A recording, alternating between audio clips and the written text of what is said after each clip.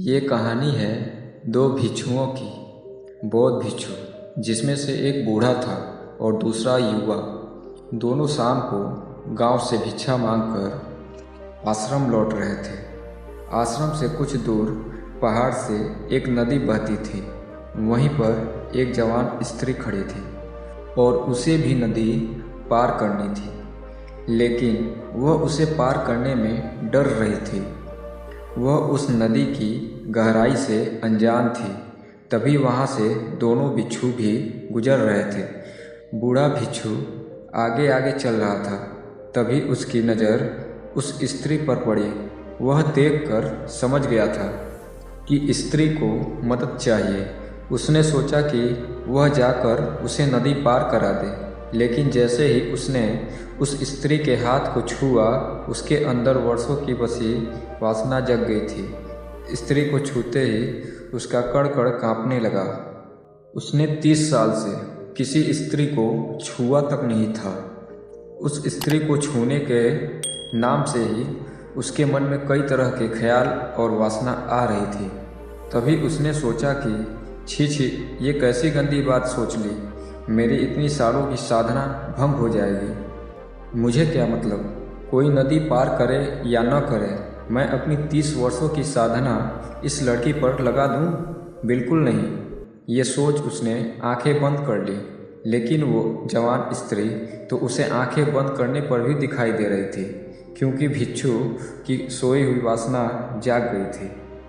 वो उसकी तरफ आकर्षित हो चुका था। आंख बंद करते हुए ही वो उस नदी में उतर गया। आपको पता ही है, जिस चीज़ से आंखें बंद कर ली जाए तो वह और हमें दिखने लगती है। उसी तरह उस भिक्षु के साथ भी हुआ। उसे वह स्त्री अप्सरा की भांति दिखने लगी, क्योंकि उसने आंखें बंद कर ली थी। उसे इस स्त्री का ही सपना दिख रहा था। वह स्त्री उसे आकर्षित कर रही थी। उसका एक मन कहता है कि यह तो गलत बात है कि किसी ज़रूरतमंद की सहायता करनी चाहिए। वहीं उसका दूसरा मन कहता था कि ये बस मन का भ्रम है। तुम खुद को धोखा दे रहे हो। तुम उसे छूना चाहते हो, जो कि गलत है। हम साधु का जीवन अलग होता है। साधुओं के लिए स्त्रियां केवल एक समस्या है। नदी के घाट पर उस साधु का मन अशांत रहता है और वह दो हिस्सों में बढ़ जाता है। एक तरफ उसका मन उसे उस लड़की की तरफ आकर्षित करता है, तो वहीं दूसरी तरफ उससे दूर जाने की सलाह देता है। उस लड़की को जो वहाँ खड़ी है, उसे कुछ पता ही नहीं होता कि उस साधु के मन में क्या चल रहा है और क्या नहीं। वह तो मदद के इंतज़ार में किसी का इंतज़ार करती है, ताकि कोई उसे नदी पार करा दे। बूढ़ा भिक्षु आगे निकल जाता है। तभी उसे ख्याल आता है कि उसका साथी पीछे छूट गया है। कहीं वह उस स्त्री को नदी पार कराने की भूल न कर दे। वह तुरंत वापस जाता है, ये सोच कि मैं पहले ही उसे सचेत कर देता हूँ।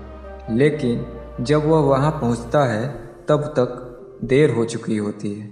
वो देखता है कि वह जवान भिक्षु उस स्त्री को कंधे पर बैठाकर नदी पार करा रहा होता है। ये देख बूढ़ा भिक्षु पूरी तरह जल जाता है। उसके मन में अलग अलग भावनाएं आने लगती हैं। वह सोचता है कि उससे अच्छा तो मैं ही इसे नदी पार करा देता। वहीं दूसरे पल ये ख्याल आता है कि ये कैसी पागलपन वाली बात है।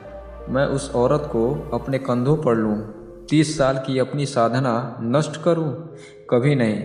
गंदगी का ढेर है औरत का शरीर, और उसे मैं अपने कंधों पर लूँगा। लेकिन वही दूसरी तरफ वह युवा भिक्षु को स्त्री को कंधे पर उठाया देख आग बबूला हो रहा था। वो मन ही मन सोचता है, आज आश्रम जाते ही मैं गुरु जी से कहूँगा कि इसने एक स्त्री को कंधे पर उठाया है। ये अपवित्र हो गया है। ये युवा सन्यासी पूरी तरह भ्रष्ट हो गया है। इसे आश्रम से बाहर निकालो। तभी वह युवा भिक्षु उस स्त्री को नदी के दूसरे छोर पर उतार देता है और दोनों भिक्षु वापस जाने लगते हैं। वह दोनों रास्ते भर बात नहीं करते हैं। जब दोनों भिक्षु आश्रम के पास पहुंचते हैं, तब बूढ़ा भिक्षु कहता है, याद रखना, मैं गुरु से कहूँगा कि तुम अपवित्र हो चुके हो। तुमने उस जवान स्त्री को कंधे पर क्यों उठाया? ये सुन युवा भिक्षु चौंक जाता है और कहता है, स्त्री? उसे तो मैं नदी पार करा रहा था। उसे तो मैंने नदी किनारे उठाया था और वहीं छोड़ भी दिया था, लेकिन ऐसा प्रतीत होता है कि आप उसे अभी भी ढो रहे हैं, जबकि आपने उसे उठाया भी नहीं था। फिर भी आप उसके बारे में सोच रहे हैं। आपके दिमाग में वही है। मैं पिछले कुछ देर से देखकर सोच रहा था कि आप किसी ध्यान में खोए हुए हैं, लेकिन आप तो उस औरत को नदी पार करा रहे थे अपने मन ही मन में। अतः दोस्तों, इसी तरह से हम हमारे जीवन में हम उन्हीं पुरानी बातों और चीज़ों को लेकर ढोते रहते हैं, जो गलतियां हम करते हैं, जिनको लेकर हमारे अंदर लड़ाई चल रही होती है और हमें मालूम तक नहीं होता है कि हम पुरानी मानसिक सोच को लेकर चल रहे हैं। हम यह देख ही नहीं पाते कि हमारे साथ क्या चल रहा है। अगर आपको आगे बढ़ना है, ऊपर उठना है, तो अपने आप को जितना हल्का कर सको उतना हल्का करो। हम सब अपने आप को दबा रहे हैं और वह दबा हुआ घाव पीड़ा देता है। उस घाव के कारण हमें वह चीज़ें दिखाई देने लगती हैं जिनकी लड़ाई हमारे भीतर चल रही होती है। सारा संसार दर्पण बन जाता है। ये दमन की लंबी धारा हमारे व्यक्तित्व को तहस नहस कर देती है। इसने जीवन के सारे सूत्रों को जहर से भर दिया है, जो हमें बर्बाद कर देते हैं। इसलिए हम आपसे कहना चाहते हैं कि खुद को हमेशा दबाव से बचाना, क्योंकि दमन से भरा हुआ इंसान खुद को कभी जान ही नहीं पाता है, वहीं रुक जाता है और आपको आगे बढ़ने नहीं देता, वहीं रोक लेता है। इसलिए खुद की भावनाएं और विचारों को दबाने से बचाना चाहिए, क्योंकि इनके दबने पर एक समय आने पर बवंडर आ जाता है, जो आपके अंदर अशांति और हीन भावना को उत्पन्न करता है। इसलिए यदि आप वर्तमान में खुश रहना चाहते हो तो आज के पलों में खुश रहो। पुरानी बातों को भूल जाओ। दूसरों के सामने अच्छा बनने के लिए खुद को मत दबाओ।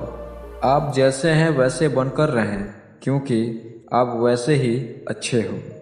दोस्तों, अगर हमारी वीडियो आपको पसंद आई हो तो कृपया सब्सक्राइब ज़रूर करें। धन्यवाद।